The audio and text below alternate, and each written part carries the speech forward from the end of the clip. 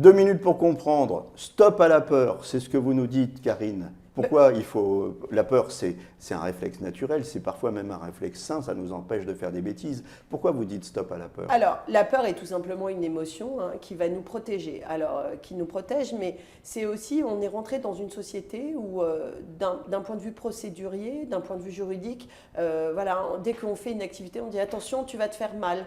Ou si j'étais à ta place, je ne ferais pas ça, attention. On est tout le temps en train de dire le mot attention.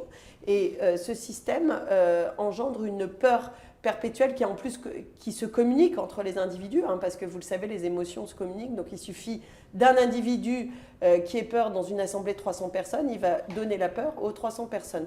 Et ça, c'est hyper important, il faut que vous sachiez que quand on avance dans l'âge, l'anxiété, la peur va se majorer. Donc si vous avez peur de tout déjà, en avançant dans l'âge, ça ne va pas aller en s'arrangeant. Et pire, ça va vous limiter. Et je le vois, beaucoup de gens se limitent par rapport à des activités. Ils me disent, mais je ne vais quand même pas faire ça à mon âge, etc. Mais le risque, c'est d'avoir peur de soi-même au bout d'un moment.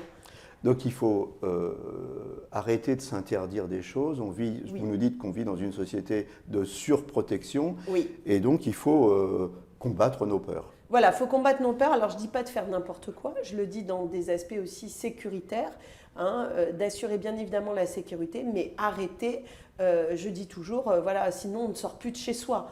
D'accord ? Le fait simple de bouger, il y a des dangers, on le sait, mais des dangers qui sont clairement identifiés et pour lesquels on va faire en sorte, en tout cas, de prévenir tout un tas de choses. Mais il ne faut pas tomber dans une psychose où les gens n'osent plus rien faire, n'osent plus rien dire, n'ose plus rien décider aussi.